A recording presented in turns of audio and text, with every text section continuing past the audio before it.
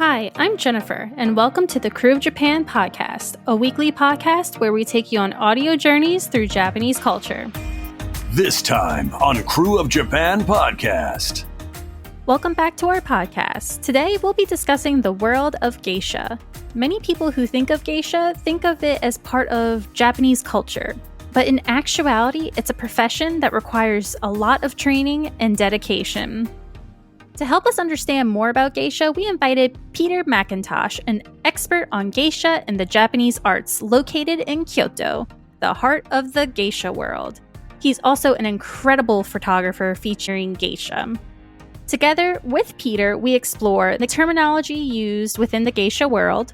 I usually say the term geisha just because it's a term that many people know. Gei meaning art and sha, person or people of, whereas geiko is kind of more like specialist of the arts, a term we use in Kyoto. Some places where you can experience traditional culture and Michael and geisha performances live. Gion does this lovely service called Gion Corner, which you can go see a variety of the traditional arts in short form. It's an hour-long show, and it's people say, I don't want to do anything touristy, but you're a tourist. You're allowed to be a tourist. There's a difference between tourist-oriented and tourist-trap. Some things you can only do because you're a tourist, because you don't have memberships. You don't live there. There's things you can't do if you don't live in a city. So yeah, Gion Corner, I definitely promote that. It's a nice sample of traditional culture, and you have real Michael dancing on stage to see them. And they allow photos, so... How social media has impacted geisha culture recently.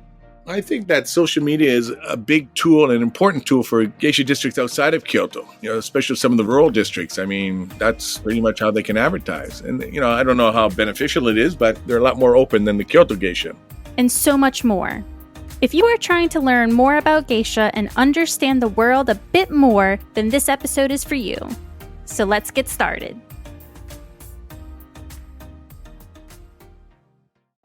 Hydration isn't only for athletes training, it's for all of us. It's a huge part of daily maintenance. When I was in Japan back in July, I spent plenty of time outdoors, walking from place to place. Just a hot, sweaty mess.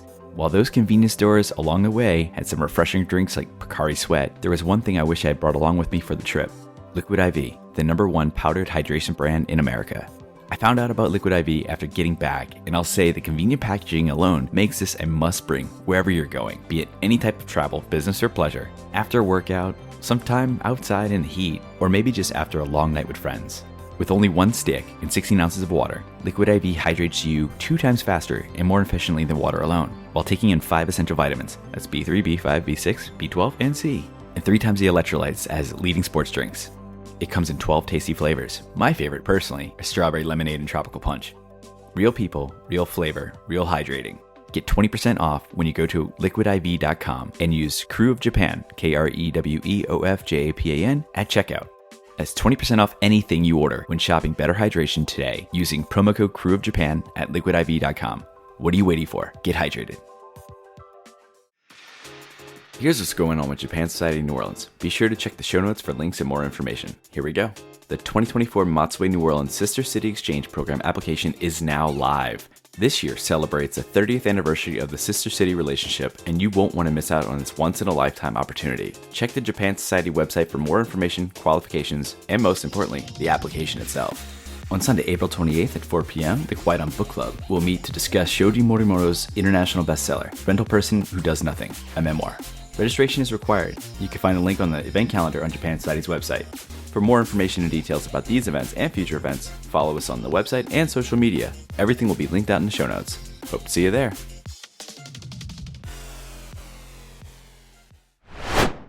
All right, so today we are here, the crew, Doug and I, and we have a really great topic today, which I've been wanting to cover for quite a while. You know how I am, Doug, about traditional Japan. Oh, yeah. So when I think traditional Japan, and I'm sure many others, it's geisha. So today we have Peter Macintosh here with us. He is a Kyoto-based artist and photographer, entrepreneur, and just all-around geisha guru. So thank you, Peter, for joining us today. We really appreciate it. Thank you for having me. Welcome. Yes, we're super excited. Yeah. So before we jump into the meat of our episodes, we always start off with an icebreaker. Being a New Orleans-based podcast, we ask our guests if they've ever been to New Orleans before, or if they haven't, what's the first thing that comes to mind when you hear New Orleans? So do you have any experiences with the Big Easy? Well, I've never been to New Orleans. It's definitely on the bucket list. Of course, when I think of New Orleans, I think of good food and music, and of course, the Saints. Oh, The Saints. You're the first one to mention the Saints. Yeah. Yeah. But also, I have a special connection to Louisiana because I'm Oh, from Nova Scotia, where the Acadians were kicked out by the English. oh, yes. right. I know that history. I'm going to read you a little spiel here. In 1775, the British began the removal of the Acadians from their homeland, Nova Scotia, to France, the Caribbean, Britain, and the British colonies along North America's east coast. Many of the exiles were unhappy in their new homes and moved on. Many lived in the bayou country where they hunted, fished, trapped, and lived off the bounty of the Mississippi Delta. The Acadians became the Cajuns as they adapted to their new home and its people. Their French changed as did the culture, music, and food. Anyway, so there's a Yep. little bit of a connection from my home province of There you Nova go. Scotia, Louisiana. And I was actually born in Lafayette, which is in the Acadiana region. So It is. just a little more there. That's cool. Yeah. Yeah. Did that research? Thought I'd try to impress you with a little bit of research there. That's the first time I think Acadians have come up on this podcast. So. Yes, it is. That's awesome. Well, now to steer our conversation to Japan, what we're here for, we like to ask our guests, their Japan journey. What led to your living and working in Japan? And then how did you become interested in geisha out of all the things, Japan has to offer? Kind of just give us your story. Well, I'm from Halifax, Nova Scotia, and I played professional soccer for the Nova Scotia Clippers in the Canadian Soccer League until they went bankrupt after a year. So after an Wow. unsuccessful professional soccer career, I went back to school, finished my degree, and I wasn't good enough to go make the big bucks in Europe. So I decided I was going to do a master's in journalism. But of course, they wanted me to play for them. So I said, okay, I will, but I need to take a gap year. I've been playing soccer since I was 5 years old. So I was going to do a gap year. And back then in 1993, Japan was a good destination. You could make 30 grand, which is like 45 Canadian, 30 American. And I'm far away from Nova Scotia, and I was going to travel through Asia and down through Europe and make my way back to do my master's and play soccer for Carleton University in Ottawa. However, during my time here, I remember I started collecting telephone cards and postcards of the geisha. Didn't think I'd be here that long, 6 months, 10 months, maybe maximum a year. And one night I made my way to a disco on my way home from work. And I saw Maiko, the young geisha, in full regalia in this disco. And then all of a sudden she beelined it out. So me being the naive foreigner I was, I kind of followed her outside to see what was going on and kind of approached her. I hope I didn't tap her on the shoulder, but who knows? 30 years ago, naive Canadian might have, and I kind of asked her, is this you in my postcards or telephone card? I can't remember now. She looked at me, no, not me, and kind of gave me a look like, beat it, buddy. And then this gentleman in an ascot, very dapper, older Japanese gentleman, came over to me and said, this is a Maiko girl. I'm like, yeah, is this her in the postcard or whatever? She goes, no. And then he asked me, where are you from? I said, Canada. He goes, oh, let's go. And we hopped into a taxi and the three of us went drinking. And from that day on, for the next 6 years, I had a sugar daddy. When I say sugar daddy, I had a father figure. He took me under his wing and showed me Japan. Yeah. And it's the geisha culture. And that night changed my whole life. If I didn't meet Wow. Ito-san that night, I probably would not be in Japan to this day. Wow. That's incredible. It's all about who you meet, huh? I mean, I was sick as a dog. I shouldn't have been there that night. I was just on my way home and I stopped by to say hello to a DJ and found out later that they made a wrong turn. They weren't supposed to be there either. Oh. So it's okay. very serendipitous, So Yeah. as corny as that sounds, that was a night that changed my whole life. And here you Wow. are. So how many years later is this? It's like 30 almost, right? They're over 30, September 23rd. I met him in December. Wow. I could tell it was December because the photo we took that night, the Michael's hair ornament was the December hair ornament. So I knew it was December 93. Yeah. Got it. Let's talk a little bit about like the profession of geisha and just the history behind it. Geisha have been around since the 1600s, 1700s. I'm not exactly sure where the beginning was, but what is the historical and cultural purpose of geisha? Well, back in the day, before geisha as we know them today, there were courtesans, and a lot of people mix up geisha with courtesans. That's why there's a lot of misconceptions in the West. They get their misconceptions from stories from the GIs and also woodblock prints. Geisha culture as we know it today started around the mid-1700s. Okay. And I'm sure back in the day when the when there was a caste system, the merchants were quite financially high in the social totem pole, but social status, no, they weren't. They're kind of like lower middle class. So they weren't allowed to spend their money so freely. However, they could spend it in the pleasure quarters. So they would use the geisha to entertain clients, pretty much as they do today. And, I don't like to call them business tools, but business facilitators. If maybe you're a businessman or woman and you don't have the gift of the gab and you want to impress some clients, you call your tea house that you're a member of and you ask the mother of the house, who's kind of your concierge to the geisha world, to help you set up this entertainment for your clients. Okay. Back in the day, they were on magazines and sake bottles, and they were kind of I like this term I read in Liza Dalby's book years ago. They were, what were they called? They were the fashion innovators. Now they're more like the cultural curators, Yeah. Yeah. I definitely feel that difference, especially now. I feel like they definitely have, different kind of relevance within the Japanese society. Yeah, and the biggest change I've seen in the past, I don't know, maybe 15 years or so, is the amount of female clientele. I can't give an exact percentage, but 30 years ago, there weren't many females, some couples, but probably from maybe 2% to probably up to about 20% now, which is a big change. A lot of the Japanese companies' expense accounts have disappeared, especially after the bubble collapsed in 91. It just kind of went downhill from there. And, I think just it's become a bit passé, You go listen to the geisha sing songs that you've never heard before, and it kind of, if you're trying to impress clients these days, you're not going to impress them with how much you don't know about geisha culture.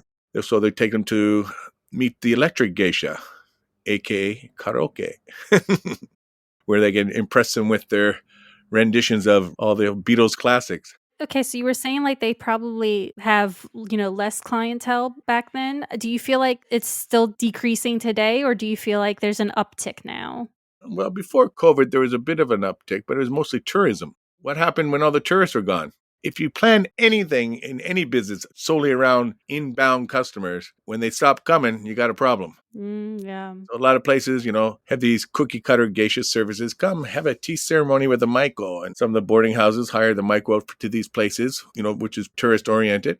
When the tourists stop coming, those places aren't hiring them privately when the tourists are gone. They only hire them for the tourists that come there. So yeah, there's a bit of a problem. So it is changing. Business people aren't hiring them as much for entertainment. It's more private, going out for dinner engagements and, going to the theater and sumo. And, there's a few geisha parties here and there, of course, but a lot of it is based around tourism now. Okay. So it's a big change. Yeah. Sliding over to the actual world of the geisha. I know it's not really an easy profession, honestly. They started off as Michael, which are like these trainee geisha, and there's a lot of things that these young girls have to do in order to achieve this goal of becoming a geisha. What are those things that they have to do to become a geisha? Are there any sacrifices, life changes that they have to make? I know they have to go through some training. Can you enlighten us about that a little? Sure. Well, first of all, they have to be female, finish junior high school, and have parental permission before anything starts. Can't just run off and join the circus. Mandatory education is junior high in Japan. So yeah, and then you can have a job interview with one of these boarding houses. The boarding house mothers are going to invest a substantial sum of money into your career. So you have to agree to anywhere 5 to 7 year contract with no salary and only 2 to 4 days off a month. Right there, it's pretty grueling. But, think about it. The GI Bill, you don't have to spend any money while you're getting your education, room and board. And think of it. Sure, it's, you're kind of giving up your teenage years in a way. It's from 15 to 20, you're Michael, basically, and you're wearing your hair up, keeping up for a week at a time. So there's no literally let your hair down days. So, you're in a kimono most of the time. In Japan, in any traditional culture, there's a hierarchy. Your senior says, look at that pink wall. And you're, no, it's blue. And they look at you, oh, sorry, it's pink. Yeah, so, there is a hierarchy and you have to keep in line. And sure, it's a disciplined lifestyle. But the thing is now, no one's forcing them to do it. Everyone wants to do it. Sometimes their reasons are good. Sometimes the reasons are just young 15-year-old. I want to wear a beautiful kimono and live in Kyoto. Yeah, it's a sacrifice. You're in for the parents. Think of the parents who are saying goodbye to their young daughters at 15, because only about 10% of the girls are from Kyoto these days. So for the parents, it's a bit of a sacrifice too. Sending your kids off to boarding school basically, and not seeing them 3 times a year. In the first couple of years, maybe once, maybe twice a year max. So yeah, it's a commitment and it's dedication, and the training itself. It's think about a lot of these young girls have never heard Japanese traditional music. So they come in and they're learning from zero, which is actually beneficial so that you don't come in a know-it-all, so to speak. They would rather shape you into the Maiko of that district, Geiko in that district. Yeah. Okay. And, how long can this training phase last for them until they become a full-fledged geisha? Well, full-fledged geisha, they're full-fledged Maiko. So depending on the district, it's 6 months to a year. So after they make their debut as a Maiko, they're professional. The only thing that changes is their attire and the amount of lessons they take. The oldest practicing Geiko now in Kyoto is 91. She still takes lessons. So there's no stopping Wow. training. I mean, you don't graduate. You're always a student. That's awesome. Now, 91. Dang. Yeah, I mean, when I played soccer, I'd say, practice makes perfect. In Japan, they don't use that term. They say practice makes better. Makes better. All right, so you mentioned that not all Maiko become geisha. Sorry, one sec. I just got a doorbell ring here. Oh, you're good. Those are my favorite kind of interruptions. I'd much rather the doorbell ringing than my thingy breaking on my computer. Sorry about that. Was it NHK coming to knock on your door? They learned the hard way. They don't come back. My wife orders everything on Amazon. So you are the third guest we've had that has had an Amazon delivery in the middle of an interview. It's great. She didn't tell me it was coming, so. You're good. I love it. If you go back, it was our one we had Hayami Yu on for like a City Pop episode. It was funny as hell. So I used that as like the cold opening for the episode. Anyway, let me go back and start over that question. All right, so you mentioned that not all Maiko become geisha. Is it like ultra competitive amongst them? Like, is it like a class, like a group session? They all train together, and then only certain ones advance, or how does that work? Like progressing through the ranks. I'm going to give a little shout out to Netflix. There's a great Netflix special called Makenai, Cooking for the Maiko House. Gives you a nice little 8-episode story about 2 young girls who came from northern Japan, and they got accepted to a boarding house and their story. That's a good show to watch to give you some details. Okay. I'll just tell you my experience. They're young girls that come in, and sometimes they're 1 or 2, 3 in a house they live, and they do take group lessons in the beginning. And, some girls come just because they want to wear the beautiful kimonos. Some come because they, maybe they want to be a little bit of a superstar, Mm-hmm. Is it competitive? I say, sure. Think of their geisha school as the Juilliard or the Bolshoi. They're very competitive schools of ballet and arts. And sure. So becoming a Maiko isn't so bad as long as you're disciplined and you want to do it. Becoming a successful Geiko is how, because during a Maiko, you don't have to make a living. If you're not popular, that's kind of the house's job to make you popular so that you can generate income, which pays for all your training and stuff. Once you become self-employed, if you haven't built a clientele list or done enough brown nosing with all the tea houses, it's going to be very hard to make a living. Right. It's all about customers. Just like any of us entrepreneurs, if we don't have customers, we're not going to be successful. So yeah, in that way, it's competitive. But it's also like one of the houses I know has 8 girls living there. It's like a sorority. During COVID, they said, it was like summer camp. We had so much fun. So, there's a lot of not just ritual kinships with the names and things, but it's also, it is a family, and the house mothers become a mother. So as much as there's competitiveness, there's a lot of kinship, should I say. I have one quick question for you, because you did say the word geiko. What is the difference between geiko and geisha? I usually say the term geisha just because it's a term that many people know. Gei meaning art, and sha, person or people of. Whereas geiko is kind of more like specialist of the arts, a term we use in Kyoto. But yeah, geiko, and everyone goes, gecko, it's hard to learn. Gaiko, geiko, gecko. So everyone knows geisha. And of course, the Maiko are the young ladies between 15 and 2021, geiko in Kyoto, 2021 onwards. So that's a definition. But calling them geisha is not wrong. There's different terms, geigi, geiko, geisha. But they all mean people regarding the arts. So is that age one of the requirements for graduating to geisha status, or from Maiko to geiko or geisha? It's not really carved in stone, but usually. Okay. It depends. So everything I'm going to talk about today is not 100% carved in stone. My information is from what I've read, of course, and what I've actually experienced and seen. And there are variations between the districts, slight variations, and also depends on the numbers. If there's few young geiko, then an older Maiko who has a more mature face might kind of be pushed on to geiko. You also have to remember, just because you become a geiko doesn't mean you're self-employed, you're still under contract for 1 or 2 more years. So there's no real difference in your status, Okay. financial status, until you move out of the house. So that's why when people say full-fledged geiko, it's like, well, it's pretty much just an age thing. When you become self-employed and then you take on all the financial responsibilities for yourself, that's when you become, a real professional, self-employed professional. They call it jimai-san. Okay. And so when the geisha become, this self-reliant entity for themselves, what can you expect their responsibilities to be and like their professional goals? Well, professional goals are to pay the bills, first of all, I'm sure. Also, Right. to get picked for Kyoto, anyway, all 5 districts have annual dance recitals. And of course, it's an honor to be chosen by your dance teacher or your musician, your instrument or singing teacher to have certain roles in these big recitals. So, of course, that's the goal, to get the main roles or the big center stage roles.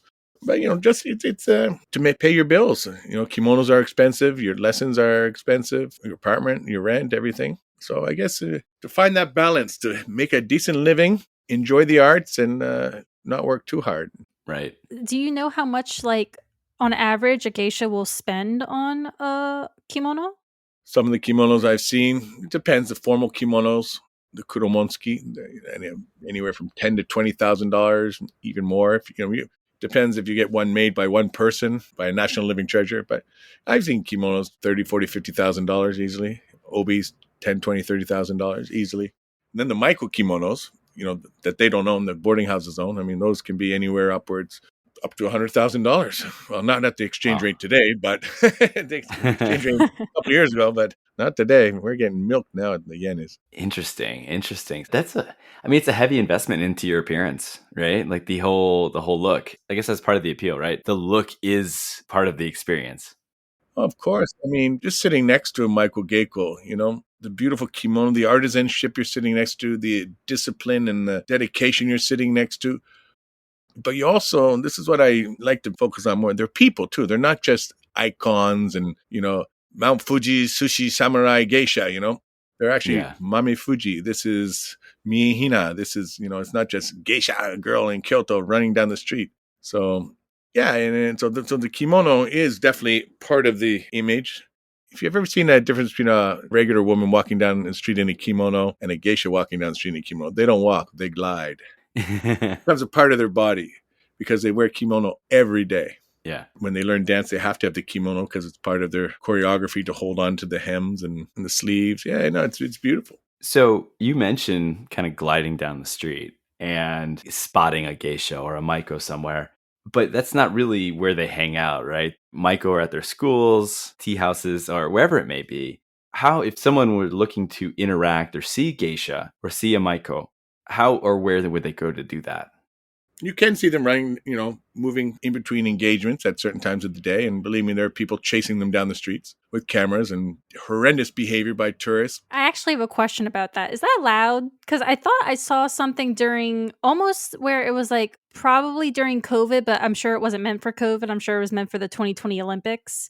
I think, didn't Kyoto make like a law or a rule or signage in Gion about not taking photos of the geisha or I think I saw Michael? something about that too. I thought I did. I don't really want to touch on it too much because I'll give it away, but think about it. Where is Gion? What are those streets? Are they private or public? Public. Yeah. Yeah, No. so they can't really. How much enforcement can you do? Gotcha. Yeah. But let's not let that cat out of the bag. It's been a great deterrent so far. Well, and I'm sure, just behave as a human being. I mean, these girls are doing a Well, they're profession. people. They're trying to get to jobs. Yeah. They're regular people just like Well, you. that's what one of the girls said to me. She said, Kyoto's become Disneyland, and I feel like Mickey Mouse being chased down the street like, at Disneyland. Oh, one of them told you that? Yeah, she said that too. And Kyoto City doesn't help the problem by using every chance they get, using Michael to promote the city. So, of course, who doesn't want to see a Michael when you come to Kyoto? But most Right. people can't afford to, or you can't get into the tea houses because it's introduction only. So you're throwing out all these teasers when you visit Kyoto campaigns, and they come to Kyoto and they're like, no, you can't see them. Don't take pictures. Don't chase them. But come to Kyoto and see the Michael.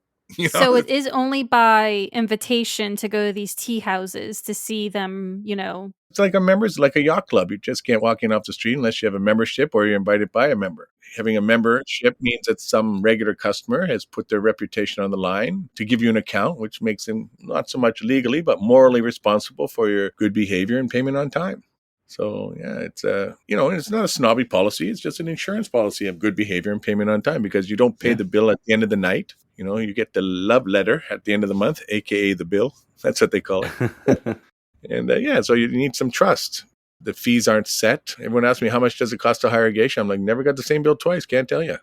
And I've been doing it for 30 years. So never got the same bill twice. And so because Kyoto, promotes the geishas, does Kyoto not have like I guess I'm just trying to think of like, oh, they're trying to promote geisha to tourists. So they must have some kind of like thing that tourists can go to see geisha instead of harassing them on the street, I would assume. Kyoto has a couple little things, city events here and there where anyone can come on festivals and events. But there's, Gion does this lovely service called Gion Corner, which you can go see a variety of the traditional arts, in short form. It's an hour-long show, and it's, people say, I don't want to do anything touristy, but you're a tourist. You're allowed to be a tourist. There's a difference between tourist-oriented and tourist trap. Yeah. Some things you can only do because you're a tourist, because you don't have memberships. You don't, you don't live there. There's things you can't do if you don't live in a city. So yeah, Gion Corner, I definitely promote that. It's a nice sample of traditional culture, and you have real Michael dancing on stage to see them. And there's photo opportunities. They allow photos. So there you go. Allowed photos there. Or you can hire me to set up your geisha entertainment for you. There you go. I'll plug there, no, but be sure to make sure you plug that at the end too, because again, people are going to be traveling to Kyoto. Exactly. Unfortunately, I don't say unfortunately, but to the chagrin of those living in Kyoto, some overly touristed areas will be seeing, tourists. It's all about behavior, and unfortunately, I think that I don't want to dwell on this too much, but I think Kyoto needs a tourist police just to go around and give fines for people misbehaving. You do that for a few years, and people, they'll think, oh, this is like Singapore. You have to behave in this city. When you used to come into the ancient capital through Sanjo Bridge, there were heads on sticks saying, if you're coming into the capital, you better behave. There's, if you're going to be running, just let me tell you, like one of the Michael told me, someone put their cigarette ashes in the back of their neck. What? No. Yeah. Pulled a hair ornament, pulled on their sleeves, touched their hair. So I'm not just talking like they're just chasing them down the street. There's been some serious violations of personal space and property. Yeah. I think that's just people need to be respectful of personal space, and it doesn't even need to be applied specifically to geisha. We don't have to get on a high horse about this, but it's just respect. Yeah. Like, have respect for people, that's the treat thing. them how you want to be treated. And this is what I'm saying. That people are, they don't think they're people. They think they're Mickey Mouse. Because, if you walk to Disneyland Mickey Mouse, you can come pat Mickey Mouse, punch him in the head, or you give him a big hug or whatever, and he'll touch you on the head and stuff. But the geisha are not Mickey Mouse. They're people going to work. Right. Yeah, and they're not wearing a stuffed toy worth $3,000. They're wearing $60,000, $70,000 worth of stuff, worth of kimono and obis. So you can only expect tourists to behave. They'll push the limits. So you got to make sure there's a clear line in the sand not to cross. But it's all blurry here in Kyoto, unfortunately, for the geisha. And you've been interacting with the geisha for several years. So I can assume that with even your entrepreneurship of helping people interact with geisha, but you've probably seen a lot of significant shifts or changes in the geisha world throughout your time interacting with them. Can you maybe think of some maybe like stereotypes or lifestyles or customs that have changed through time? As I mentioned earlier, the biggest change I've seen is the amount of female clientele increasing and tourism becoming more of a part of it. I think that, unfortunately, the younger Michael Geiko coming in right now aren't really, I'm generalizing a bit, and of course I don't speak for everybody, but I don't think it's a lifelong career that they're planning. Unfortunately, or fortunately, whichever way you look at it, Geiko and Kyoto are not allowed to be married and continue their career. So at a certain point in your life, you're going to say, do I want to get married and have a family, or do I want to continue on being a Geiko? I think a lot of people aren't going in thinking they're going to be a Geiko at 91 years old, Right. It's becoming more of a job than a lifestyle. But of course, if you're a Michael and you're 5-6 years with your hair up like that, it becomes a lifestyle. So, and then when you become a Geiko, the internet is changing things. It's Yeah, younger people have more options. You can quit at 26 and get married, and it's not too late. And I think the internet has changed it in a way that the families know where they're sending their daughters to. So it's becoming, oh, okay, go ahead, have some fun for 10 years, and you can always come back. So yeah, it's not. Everyone thinks it's like becoming a nun. It's not becoming a nun. It's choosing a career, like a prima ballerina, or professional athletes. When you decide to be an athlete from a young age, that's all you do until you hit the top. Yeah. You don't have a real social life. And if you're in the pros at 15 years old, for one of the club teams, that's all you do is play soccer every day or play football or basketball. So same thing with them. So I think that it's going to become, I guess I haven't seen any huge change. I think the biggest change, sorry for babbling, but I think it's the biggest change I've seen is the clientele changing and becoming more and more females, because females are not marrying at early ages of 25 like they used to when I got to Japan 30 years ago. If they're getting married at all, mid-30s. So they've been in the career and the workforce a lot longer, and they have their own savings and money, and they're not so materialistic like they used to be. So they spend their money on life experiences, travel, food, entertainment, instead of Louis Vuitton bags and Gucci bags. So you're saying like you're seeing more females, but like in a, personal capacity where they're not going as like a company outing like you were talking about. Like girls' night out parties, yeah. Oh, okay. That's actually a really good girls' night out party. Yeah, they do. No, yeah. And, my wife and I, we hired Michael Geiko, take him to the theater. Last July, we hired a Geiko. She wanted to go to sumo, so we went to Nagoya. Hired her to go to Nagoya to watch sumo with us, and it's just a nice thing. A lot of people don't see it. I think that the clientele has changed. So basically, to sum it up in a nutshell, the clientele has changed. That's probably the biggest change I've seen in my 30 years. So do you think that the attention that Geisha and Maiko have attracted through pop culture and media representation over the years, do you think that has played a big or pivotal role in how they're portrayed in movies or fashion or anime or just any real media outlet? Do you think that has helped contribute to some of that change in the lifestyle and change in how people perceive them? I used to be the go-to fixer when Memoirs of a Geisha came out. I was a fixer for a lot of the foreign media that came over and wanted to do documentaries. I was a fixer, interpreter, interviewee. So I was a 3-for-1 package you could get when you came over and you wanted to do something. So I worked with a lot of the media, and a lot of them were interesting. They wanted to go behind the scenes of the secret life of the geisha, and no one was getting any real secret life. The geisha only give you what they want you to see. So right. And selling it as a big mystery, and it's not really a mystery, but like if you did a documentary, The Secret Life of the NASCAR Drivers, I'd be like, oh wow, I don't know anything about NASCAR drivers, so a lot of people don't know anything about geisha, so it's a secret world of the geisha, So I think the whole selling the mystery and it's not mystery. For me, it's no mystery. I'm a customer, 30 years. Sure. Selling it as a mystery, and also selling it as a lesser respectable trade is sometimes comes across in foreign media, especially a movie, Memoirs of a Geisha, didn't really portray them in their best light. Mm-hmm. A lot of artistic license taken. I was a location scout on that movie, so I had the honor to travel around the city looking at locations with the crew, and some of the things when I saw the final piece were not surprising, but a little disappointing. Some things were very impressive, like the set and the soundtrack and cinematography. But the portrayal, I don't think it's helped anything. I think it's generated interest, which also gives a lot more people a target to shoot at. So now that more people are interested in it, more people are milking the interest for their own benefit. And I think not always with the best interest of the geisha, shall I say. That makes sense. Yeah, I can see that. Like, just the more popularity something gains, then more people are going to want to see it and want more access to it. And then that demand, it's great sometimes because it's in more demand and becomes possibly more lucrative for them if they're looking for financial gain. But at the same time, it also can be somewhat invasive. And exactly. Like you said, people lose their sense of personal space and respect for those. They treat them as objects instead of humans. And they don't have the comfort of Justin Bieber with 6 bodyguards protecting them, right?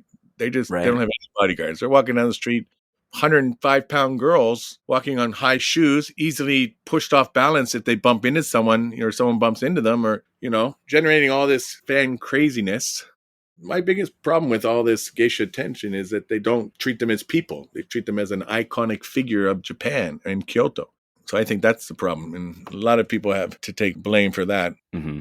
And do you feel social media is having effect on the geisha world? I mean, I know I've seen, really nice pictures of geisha like on Instagram and of Michael as well, and they seem very artistic and stuff. I'm assuming no geisha or Maiko has their own social media. I can't imagine that being allowed. But do you feel like social media maybe has a effect on the geisha? I think that social media is a big tool, an important tool for geisha districts outside of Kyoto, especially some of the rural districts. I mean, that's pretty much how they can advertise. And, I don't know how beneficial it is, but they're a lot more open than the Kyoto geisha. A lot of some of the geisha in Kyoto have their private Instagram things, but they're all private. Kyoto geisha shouldn't have to advertise themselves. But social media is also creating this otaku culture as well. There's one site I won't name that gives all these details, and you're creating all these Wikipedia experts, YouTube experts. They learn all their information from YouTube Sensei and Wikipedia Sensei, and they've never been to Japan, and they can tell you which Michael Geiko lives in which house in Kyoto, and it's like A little stalkery. a little Yeah. creepy, and all this information is for free. I have 85,000 followers on my Instagram page, and I don't go behind the scenes. I show them as people sometimes, some fun photos, sunglasses, and I'm not there to educate everyone on why she wears green on Wednesday in December 1965. It's like, I don't think anyone, the whole part about the geisha culture is just enjoy it. The term asobi gokoro, the playful heart. If you're there to take pictures or there to just find out details and research, it's like, oh my God, that's so not what geisha culture is about. You just go and enjoy it. Take a few photos. We have cameras now. You don't have to set up the strobes and the tripods to get some nice photos. You got your camera now. Make memories. But a lot of people they forget the asobi gokoro. Sure. That's probably the saddest thing that's changing geisha culture as well, going back. The geisha parties on the second floor of the tea houses with the singing, dancing, and the drinking, those are few and far between now. It's more private entertainment, going out for dinners or group photo shoots with 20 people. Once they retire from being a geisha, could they go and make a social media or YouTube channel and discuss this kind of thing? Or is there some type of unspoken code amongst them to not go and break the veil? Funny how you should bring that up. There is a young lady who, born and raised in San Francisco, was in Kyoto studied as a geiko, because she debuted as a geiko because of her age, and she has this big YouTube channel, Instagram channel. She's going to write a book about her 3 years during COVID as a geiko in Kyoto. Okay. Much to the chagrin of some people here, shall I say. Not entirely well received, that the idea of kind of lifting the veil a little bit. Well, I don't know. I mean, writing about geisha culture is fine, but telling stories of customers and this and that, Right. I mean... Yeah, private matters. Especially if you've only been in it for 3 years. Yeah. And you started as a 22-year-old geiko. I don't know what the book's going to be about. I hope it's a nice book. But if you want to write a book about the rituals and all the dates and the events and things like that, great. But just talking gossip. There's a book, Geisha of Gion, the woman who actually sued Arthur Golden about his book. She wrote a tell-all book and, lost all respect from everybody. Talked about her being the mistress of a famous samurai actor, while the wife was still alive. It's not even just geisha rules. It's just decency rules, and just common sense. Anyone who writes a tell-all book with very little experience, I mean, she didn't. The geisha in Gion was very experienced, but anyone who's been in a trade for 3 years and wants to write a book about it, I'm like. And you were mentioning how social media, because right now we've been talking strictly pretty much Kyoto, center stage for geisha, but you were just talking about social media and how some geisha were using that to promote geisha culture in that city or town. What are the other places that you can see geisha presently in Japan? Well, Kanazawa and Kyoto are the only 2 districts that really have tea house culture. Most of the other districts in Japan go through ryote, expensive Japanese restaurants where you can hire the geisha. So Tokyo has quite a few districts. I think 6 or 7 still going. Okay. Kanazawa has 3. Niigata has 1. Fukuoka has 1. Sapporo has 1. I think there's about officially 40, but some of them only have 2 people in them. So onsen towns have geisha. Hakone has geisha. So there's about 40. I mean, it's all, when does it become an official district, but around 40. And they kind of all operate differently, I assume. Totally different, Sometimes they're staff for like restaurants. These expensive restaurants hire like 5 geisha to work at the restaurant as geisha with a salary. That's how things have to go, you know. They still train and they still take lessons just like every other geisha, because without the arts, they're not geisha anymore. Gay meaning art. They're just sha people. Yeah. I travel around Japan. I try to go to as many geisha districts as I can. I've been to quite a few, and each district has its own charm. And yeah, it's quite nice to go to different districts, you know. What makes a geisha district? You said there's 40 geisha district. Like, how do you define like what a geisha district is? Is it just the presence of a geisha house, or is it like a few venues in a certain area? Well, most districts would have a kenban, a registry office where all the bookkeeping is done. That's pretty much, you need a kenban, the registry office, because the tea houses don't make the bills. The registry office make the bills, send them to the tea house. The tea house adds their piece of pie on top of it and sends it to the customer. Sure. Without a registry office, it's pretty hard to call it an authentic geisha district. But as I said, some of the restaurants have their own geisha, so I guess they might be considered geisha districts as well if there's 1 or 2 restaurants in the district. Okay. Yeah, I mean, it's a lot of gray area. Anyone who calls themselves a geisha, if they're registered at the kenban, the registry office, then I consider them a geisha. Okay. So it kind of depends on the kenban. The kenban, yeah. Okay. And so you also mentioned earlier when we were talking about speaking out after you finish being a geisha about YouTube or books or whatever, we mentioned there was a foreign geisha who was about to have a book. Are foreign geisha or maiko common? Or is this a more recent development? Or is it still pretty rare to this day? Well, she was fully Japanese, 100% Okay. Japanese. But she moved to the Bay Area when she was a toddler. And then she Gotcha. grew up there going to Japanese school on the weekends. And then she came to university in Kyoto for a couple of years before she got accepted in the boarding house here. Okay. But back in the 70s, there was a scholar, Liza Dalby. She was doing her research for her PhD dissertation, and she lived amongst the geisha for a year, but not an official geisha. But she lived and worked with them for a year for her research. And, you know, there's been some hot spring geisha, one from Russia, and there was an Aussie who was a geisha in Tokyo for a while. Unfortunately, she just passed away last year. And there was an American in Tokyo. But there's always problems with the foreign geisha. First of all, they don't really get treated like geisha because they're foreign. Makes sense. And to be quite honest, you know, even the American geisha in Tokyo, I was quite close to, she said she knows she didn't look good in the white makeup. Westerners have big noses and deep eyes. She said, but if I didn't put on the makeup, they would just treat me like a bar hostess in kimono. So the white makeup was kind of her making it official face, so to speak. Mm-hmm. However, as I mentioned earlier, the geisha world, and just like most traditional arts or any traditional field in Japan, whether you're a carpenter or a sushi chef or in a karate dojo or whatever, there's discipline and there's dedication and there's shut up and listen.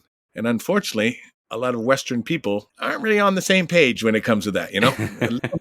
A little bit of too much me and a little less of we, you know? Yep. So that's why I don't think a lot of foreign geisha will make it, you know? My way or the highway is not how it works here in the geisha world, especially in Kyoto. So that's why you're never going to see she was the closest thing to a foreign geisha. Okay. Kyoto will see. Gotcha.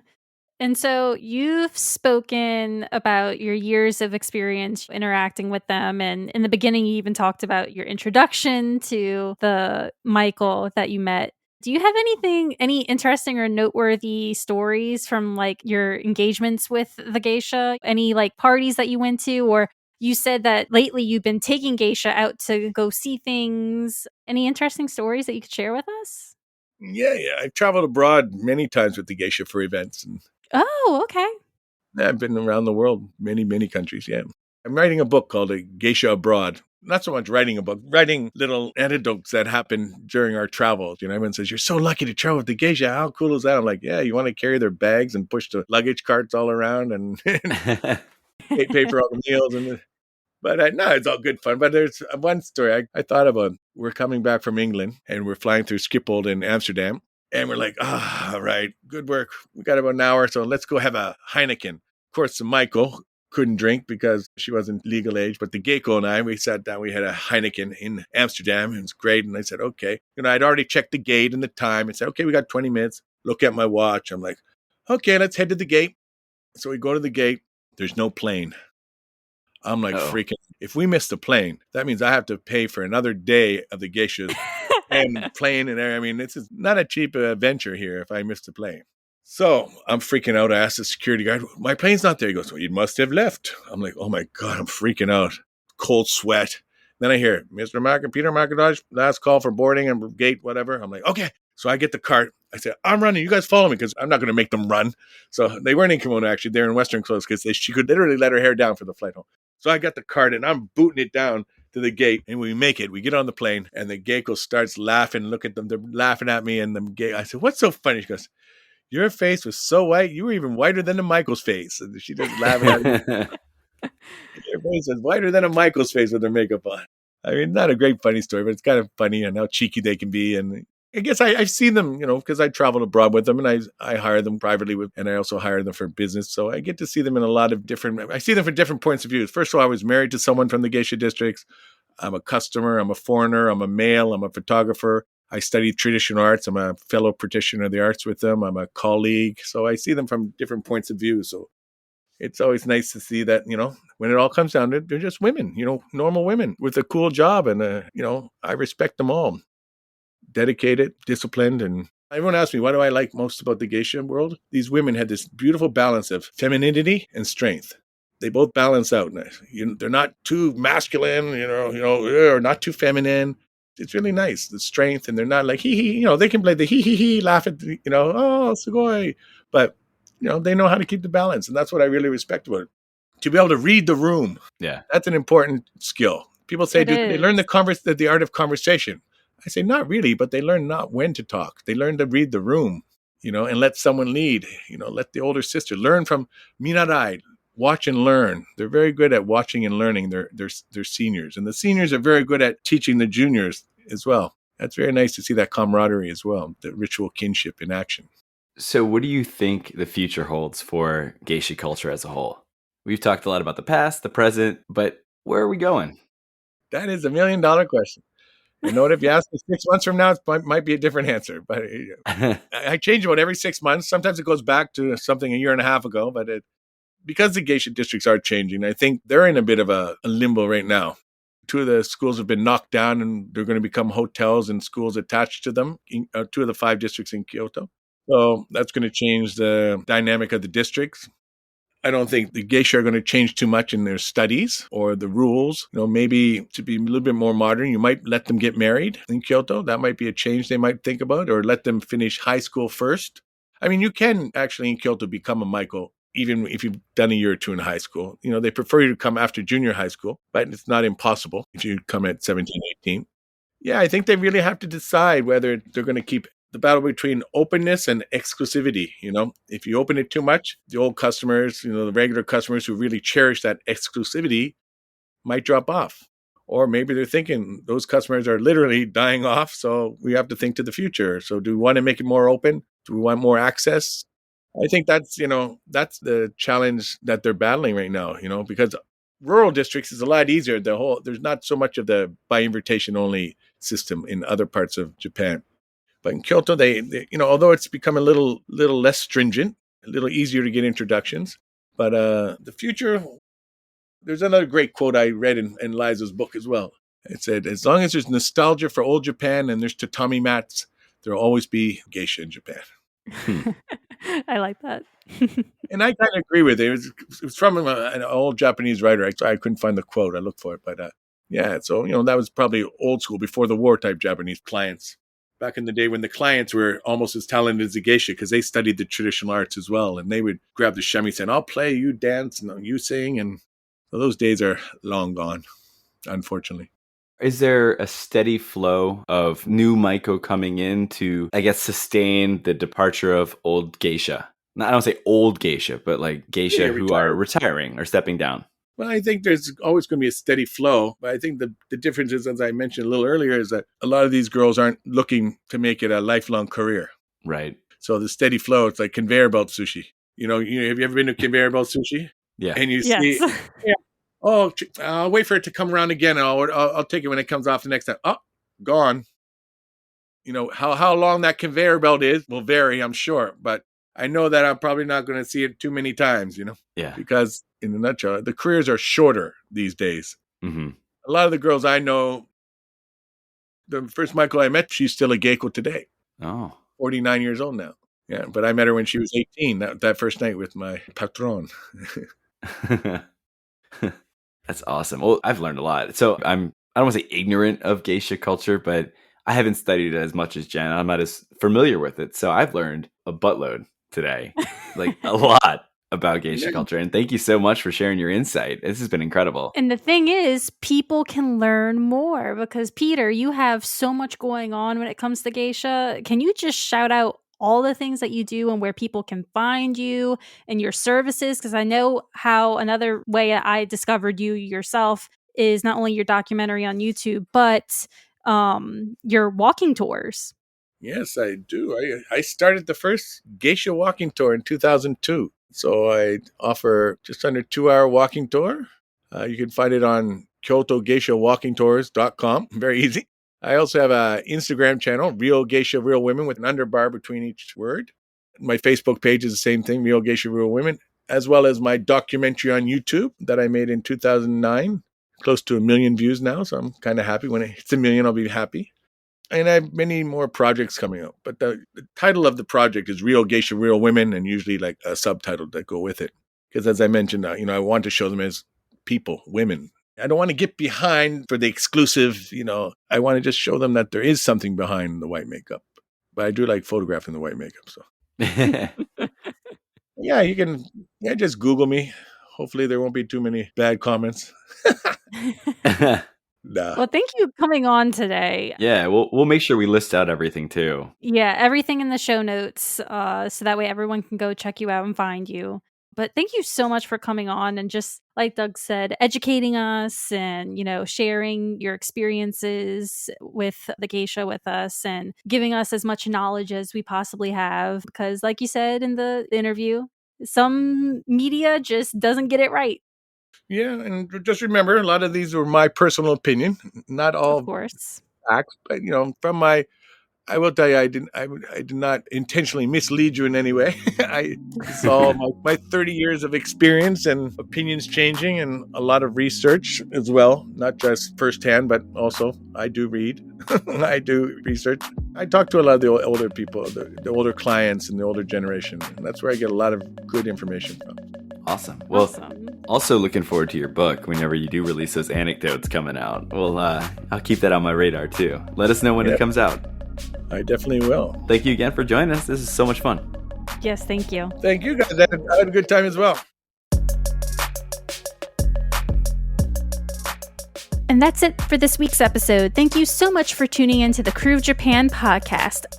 A huge thank you to Peter Macintosh for joining us on today's episode to share his experiences and insight into the world of geisha. We'll have all of his information linked out in the show notes. We hope you learned more about geisha today. Hopefully, you can look back on everything you learned for your next trip if you visit Kyoto or any other location you can find geisha. What aspect do you find fascinating about geisha? Share with us on Instagram, Facebook, X, Twitter, TikTok, LinkedIn, Blue Sky, YouTube at Krewe of Japan Podcast. That's KREWEOFJAPAN Podcast. While you're there, give us a comment, follow, like, retweet, share, whatever applies. Let us know how you are enjoying the podcast. Or perhaps you'd rather contact us privately. Send us an email at krewofjapanpodcast@gmail.com. We'd really love to hear from you. Speaking of feedback, if you enjoyed this episode, please feel free to leave a 5-star rating and/or a review on your favorite podcast streaming app. Every one of those 5-star ratings and reviews helps others interested in Japan and this kind of content find our podcast. Or hey, maybe just let a friend know about us. Any and all support is incredibly appreciated. But that's it for today. Until next time.